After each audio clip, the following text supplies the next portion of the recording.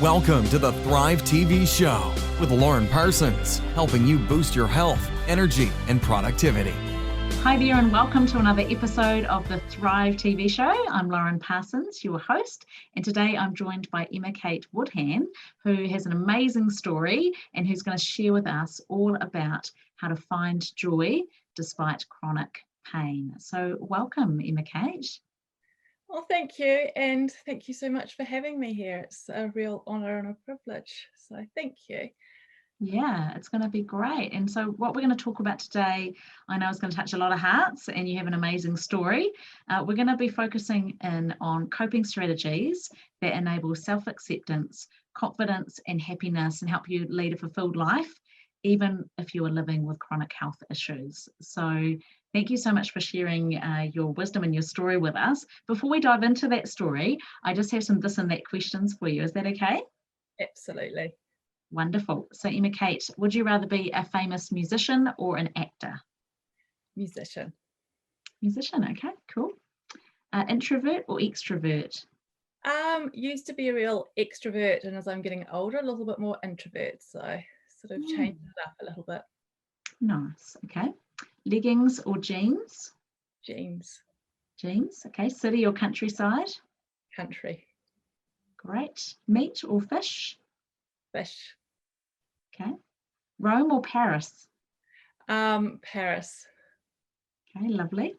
And a big one, important one here, boiled, fried or poached eggs? Poached. Poached, oh, me too. Okay, nice.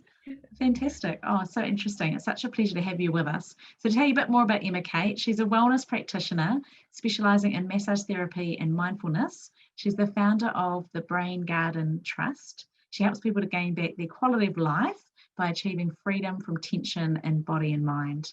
She's led by the heart and backed by mindfulness, and Emma-Kate's story is one of determination, how she beat the odds.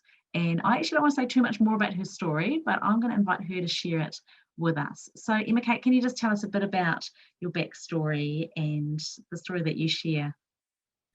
Yeah, I'll give you a little snippet. So I was born in 1974, a week before Christmas. And what's kind of important about then is everything was pretty new in the realms of surgery and what they could do. So I was born with a rare heart condition called trachyteriosis. And I was given a 1% chance of survival. I ended up being flown to Green Lane Hospital in early January, and they had to wait to be able to operate on me. I was operated on by Sir Barrett Boys, and my parents spent 6 months living in Auckland with me. And it was pretty touch and go. They basically were told to take me home and just enjoy me. Wow. So that was the short version of that little bit. There was obviously quite a few bumps. And then when I was 10, I started to get really sick, was really tired, couldn't keep up with everybody else. So I was flown back to Green Lane, and Sir Barrett Boys came out of retirement to operate on me again. And that operation we thought was successful, but in ICU, all the stitching around the heart ruptured and they had to rush me back into surgery. And apparently I flatlined and it was pretty tricky. So they reoperated, and that was in 1985. Once again, I was taken home. They were told that I might have 2 years, just enjoy my childhood. So pretty much growing up, I was always sort of expecting that I wouldn't be here. So that led to all sorts of anxiety and trauma, but I didn't realize that at the time. I didn't have a label for it. And we didn't really talk about it then. I was very much praised for just getting on with it and being brave. And I learned how to just push everything down, kind of suck it down, put a smile on my face and just get on with it. And that was a coping mechanism that worked for a really long time. Wow. Imagine that. I mean, you think for those that are parents listening in, picture just obviously, I know that you've just given us like this super quick overview of the first few years of your life, but man, oh man, for yourself, for your parents, you know, they must have been on tenterhooks not knowing that's just so unique, isn't it, to have a childhood like that where you really don't know how much further there is going to be. And then obviously, you know, spoiler alert, you survived, you're here now. But just, yeah, amazing background. It really impacted my schooling, everything. And for me, it is probably quite unique because heart children back then, especially what I have, didn't survive. I'm the only one that did out of that era. There are now others, obviously, and I'm the oldest survivor in Australasia. There are others in the UK that are slightly older than me, but no one doing as well as me. And good on you. I love the way that you share that. Good on you. That's so amazing. And I guess touching on what you said about my parents and being a parent, I'm also a parent to a heart child. Yes. And I found out, I felt immensely guilty that I passed on this gene, knowing what it meant. And I think one of my hardest moments ever was putting my son on the operating table and giving him a kiss, not knowing if I'd ever see him again or be able to hold him. So that was really, really hard. And that brought up a lot of memories, I think, that I had suppressed.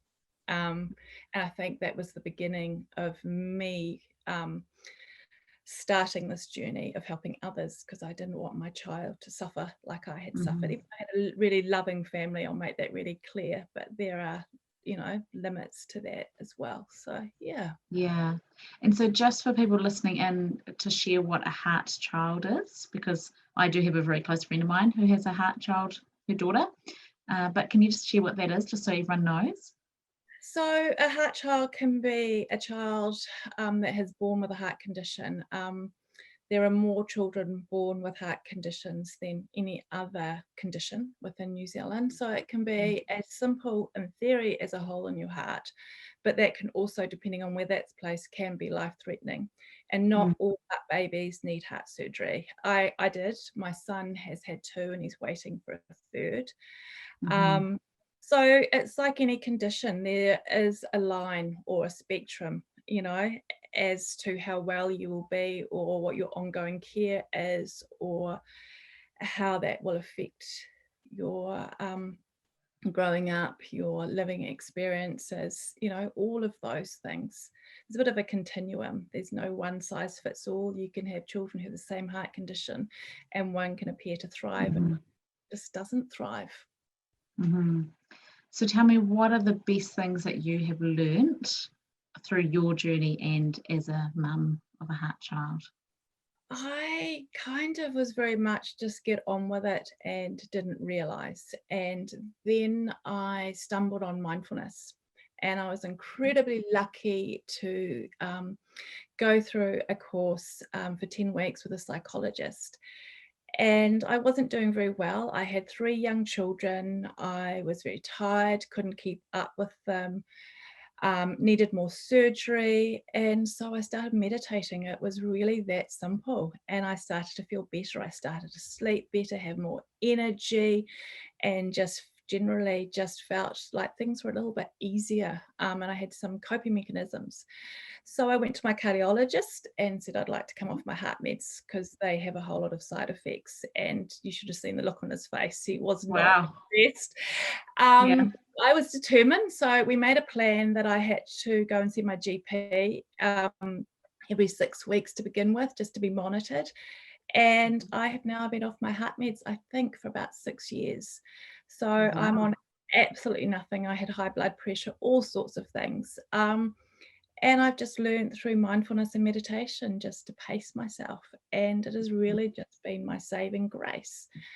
And for a little bit of a loop back, I went to Melbourne for part of my training and I met a psychologist called Rick Hanson. And I was lucky enough to be on his course. And he was teaching neuroplasticity, which is about rewiring the brain. And he happened to be talking about childhood trauma, and I happened to put my hand up and say that I could relate from stories that I remember my mother told me, but also watching my son. And that was a light bulb moment when I realized that I had anxiety and trauma, but also had a story that perhaps I could share, because I asked him, why was I doing so well mentally compared to my peers? Other parents that had heart children were generally very anxious on antidepressants. Anybody else that I knew that had a heart condition like mine was heavily medicated for heart reasons, and usually medication, which clearly has its place. I'm not saying that they don't have a place. Meditation and medication can work very well together. But I had managed to get to the age, I think it was 41 at the time, without ever having taken any antidepressants, and I was no longer on heart meds. And we worked it out. I had resilience. But the key to my resilience is an early age, I learned self-compassion, and I learned how to be grateful for little things. I learned self-acceptance, and I tended to be able to look on the brighter side instead of the negative side. And we tend to be more grateful. There is not room for the negative. So that was the foundation for how I find joy, and amongst living with the uncertainty of having a health condition that can flare up at any time. And not only the side effects of having a heart condition, which is tiredness, dizziness, lack of energy, I also have chronic pain from scoliosis from when they put my ribs back together. They didn't put them back equally. So I continuously have back pain and nerve pain. So the mindfulness has helped me just keep on an even keel, I think. Yeah, that rabbit hole. Let me just back up a moment, because I just feel like you've just shared so many golden nuggets just in this short space of time. So just to come back to, you mentioned that the key thing for you that was identified that, that's been helping you thrive really was your resilience, and that the three keys to that, let me see if I get this right, was self-compassion and just really finding joy or being grateful for the little things. And there was a third one. Remind me what that is. So the third one was self-acceptance. So it's, yes, I have a heart condition. Yes, I have a heart that doesn't work properly. Yes, I have a body that you could say is broken, but it's perfect for me. It's kept me going. And also, without my pain, I don't think I would be who I am. I wouldn't have the compassion for myself and for others. And I think it makes me a better massage therapist, a better coach. I have an understanding. And I think sometimes it's nice to go to someone that isn't just textbook. They live it. I often get messages from other heart children and their parents saying that I give them hope, that they can see that their child can have a fulfilling life despite everything. So that always really touches my heart. So tell me a bit about the Brain Trust. Is that your medium for being able to share this story with other heart families? Yep. So my mum unfortunately passed away a year ago this week. And so sorry to hear that. Yeah, it's been really hard, but in some ways I feel really blessed. She was my advocate, and she was always there holding my hand when I was sick in bed. So it was a real honour to be able to do that for her. And when she was dying, her best friend, Julie, and I came up with the idea for the Brain Garden. So it is a way to help children in New Zealand that have a chronic health condition, and because of that they have anxiety and trauma. So we have developed a mindfulness program that helps not only the child but the whole family have coping strategies. And I'm really passionate about it, because when I learned my mindfulness, I calmed down, and when I calmed down coping strategies, the whole atmosphere in the house and my children just became so much nicer. Don't get me wrong, I've got 3 children, still have their moments. Me teaching that and learning that really just had that flow on. So I believe in helping the whole family, because in the moment, the system, it's really hard to get in to see a psychologist or counsellor, and they will just deal with that child. But actually it's the siblings who feel left out. It's the parents that are constantly anxious and worried about that child, financial difficulties, because quite often one can't work to be with the child. A lot of relationships either don't make it or they're just living together as flatmates. So The idea is to try and get in as early as possible and help the whole family have coping strategies. And I've based it on the study I've done, but also what I have lived and learnt by helping myself and my son and my children. Wow, amazing. So tell me a bit more, just let's go a little bit deeper in terms of when you talked about self-compassion, self-acceptance. What are the steps if people are just hearing these words and they perhaps don't really know what that means or how to move towards it? What would you suggest? It can be really, really hard to even like ourselves. You know, most of us have this negative talk in our head that we're silly, we're dumb, we're stupid, we berate ourselves for anything that we perceive to be wrong. Say that we do this interview and afterwards I could possibly go through and pick out all the things that I could have done better, right? Just giving you an example. I'm not going to do we can all do that, right? We can all do that. Yeah. Just giving you an example. So going back to self-compassion is really just treating yourself with love and kindness. It's learning to, and this is really hard for especially women and mothers, to put themselves first. I've actually learned that I put myself first, not in an ego-based way, but I make sure I meet my needs, because then I'm able to meet my children's needs. I'm not feeling 100%. frustrated, I'm not overwhelmed, I'm not tired. So I started off with a really simple practice. I read a book called Good Morning, I Love You, and she's a psychologist American. It's basically every morning I wake up, I put my hand on my heart and I say, good morning, Emma-Kate, I love you. And then I can that's do beautiful. I want, but in the beginning, all I could say was good morning, Emma-Kate, or then I got to good morning, I like you, and now a good morning, I love you rolls off, but I actually feel it.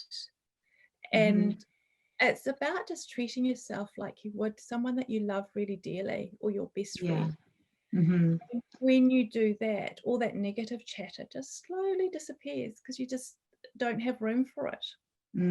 I love that analogy, because that's what I think of as well, that, you know, if you were to step outside of yourself and to look at yourself and treat yourself with the sort of love and compassion you would towards another human being that is not perfect, that makes mistakes, yet you would still, you know, if you think of someone that you really love, hopefully people listening and have someone else that you really love in your life, and you can picture, could you regard yourself with that same love? I really love that practical idea of that practice in the morning, to get up and greet yourself and remind yourself of that. So yeah, that's really encouraging. Thank you for that. You know, I just find it just sets your day up in the right way. And yeah, I felt it a little bit uncomfortable in the beginning. I'll be really honest. Good. Yeah. Thank you for the honesty. I appreciate that. And I think that's good for people to know if they're trying this out. Yeah. It does feel uncomfortable because it's something quite foreign. And the other misconception is that when you have self-compassion, it makes you have this huge big ego and you have no room to look after anybody else. But in fact, the opposite is true. The more self-compassion you have, the more abundance you have, and it just flows out of you, and you actually have compassion for others, and not in a way that drains you. Yeah, I totally agree. And something that people that know me will probably know this analogy. I often share that, you know, you absolutely need to fill your own cup up to overflowing so that you have more love and energy and passion to give out to everyone else around you. And I think the biggest challenge is that a lot of people feel like, oh, well, if I take time out for me to do that thing that helps me feel calm and centered and alive and fantastic and brings me joy, when I take time out for me, that I feel selfish doing that. And that's, I think, the biggest thing that undermines our ability to really take care of ourselves, because you've got that tape playing in your head saying that, oh, taking time out for me, that's selfish, you know, oh, I'll just go and do the washing, or there's that other job I've got to do. Actually, to flip that and to say, well, taking time out for me is essential, and when I don't do it, actually that's selfish, because then what happens is when I don't take the time out for me, I end up going around and living my life as the grumpy, impatient, less than best version of myself, right? And so I'd say that to anyone listening in, that if you feel like, oh, I can relate to that, I don't always take time for me or put myself first. Actually, you don't want to put yourself first 100% of the time, all the time, being a narcissist, but actually choosing to put yourself first enough of the time that you feel balanced and you have that joy in your life. That's so critical, isn't it? So that then you can allow that to flow out to everyone else. And if you don't do it, that's actually selfish. And that might sound quite harsh and a bit of tough love from me to you if you're listening in, but I've had clients that have come back to me months and even years later saying that that one mindset flip is still in the back of their heads, that they think, oh, shall I, sit and have a cup of tea, or shall I go and do the job, whatever it is? And they're like, no, I'm going to do it because taking time for me is essential. And if I don't, that's actually selfish. And I think it's the consistency of doing so, because our brains will always hijack us into something else is more important. And Yes. it's the same as wanting to meditate. It can be really hard to get on that cushion. Not that you need to meditate on a cushion, but it's just a nice way of saying it. So I quite often say, I will just sit there for 30 seconds.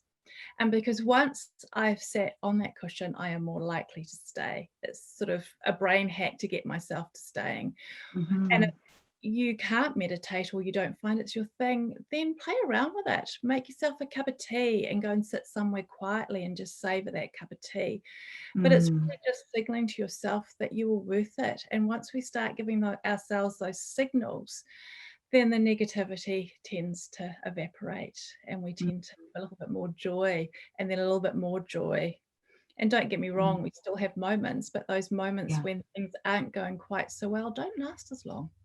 Yeah, absolutely. I think this is such a key message that we all need, right now, because I think it sounds like some people may think of joy as being flippant or unnecessary, but actually, when you think of New Zealand and the mental health crisis that we are facing, the stats show us that, that for this amazing, beautiful country that we live in with so many freedoms, that we also have a lot of hopelessness. And, when we look at the rates around that and around the mental health challenges and the outcomes from that. So this is actually so essential for everyone, for individuals, for leaders, for parents, to be able to actually upregulate their joy through things like mindfulness, through that self-acceptance, self-compassion. So I think these are really critical foundations, and that often we don't actually pay enough attention to them. So thank you for the work you're doing highlighting them.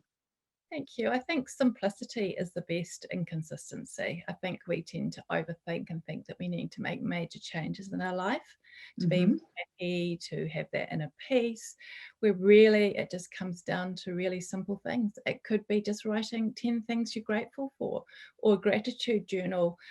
And the research shows it's not actually writing the grateful or the gratitude in the journal. It's the lack or less negative thoughts that have the great impact. Because when you're grateful, you do not have time for the negativity. So exactly. That's the key, is the less negative. And also, if you have grateful moments, I will quite often be at the beach and just sit there and watch the waves and take in the sun on my back or wherever I'm feeling, and really just take that moment and take as long as I can to embody that experience. So when I'm feeling stressed or something, I can take some deep breaths and visualize how I felt. Where did I feel it in my body? Where did I feel the sun? Did I feel light on my shoulders? Were they relaxed? All of those, the more sensations we can take in and store in those moments, then we can use them to layer over the top of the negativity, so the negativity doesn't have that impact and doesn't hang around. And you've got to remember, as you're listening in, that these words are being spoken by someone who is going through chronic pain. So if, for everyone listening, I think this is relevant for all of us, but whether you're facing chronic pain or whether you've just had some major challenge or something that you're grieving in your life, in any circumstance, we can come back to these things. And I love that idea of focusing on how something feels physically, because we know that when we're present physically in our body, that we are more present. So then our brain isn't, going off into the past, reliving things or worrying about the future. So that, I guess, that comes back to that same practice of mindfulness. And I like what you're saying as well about making it simple and accessible, because I'm all about making things accessible for people. That doesn't have to be like an hour or 40 minutes sitting on a cushion, that you could be anywhere doing anything, just paying extra attention and being more mindful in the way you drink your cup of tea, and the way that you look at the sky as you walk into the building, or all of those little moments that we can just upregulate that presence, can't we? Yeah, like I'm sitting here at the moment, my back's hurting. Not that anybody needs to know that, but I'm just going through my head of just, I'm talking to you, just soften just soften. So try and soften my breathing, soften my posture, so I'm not sitting up here like that. Quite often if we're told to relax, we tense more, so if you just kind of soften. So yeah, so just, I'm not saying that anybody needs to go, oh, she's in pain, but I can't see. It's that I have learned just to soften with it and accept it instead of the resisting. And I think where a lot of the gold lies is just learning. And as I said, I'm a neuro coach and somatics, so that's very much learning what is going in my body, and when I can, and not everybody can, and not every time I can, but I try and sit with it and figure out what I'm feeling in my body. What are the emotions? What are the sensations? And working with that. And really, if I just sit with that and breathe, I tend to come away feeling a lot lighter. Amazing. And you touched on it briefly before, the neuroplasticity of the brain, that if all of this is sounding quite new to you as you're listening in, to remember that old habits of thinking, old thought patterns, they don't have to always stick around, that you can actually train your brain to be more optimistic, to be more grateful, to be more resilient. All of these things are possible. And just like working a muscle in the gym, you can work out these techniques to help make these things a reality. Emma-Kate, I feel like we could just talk all day about this, and I'm sure this is like tip of the iceberg. There's so much more underneath this. But if people wanted to find out more, how can they get in touch with you?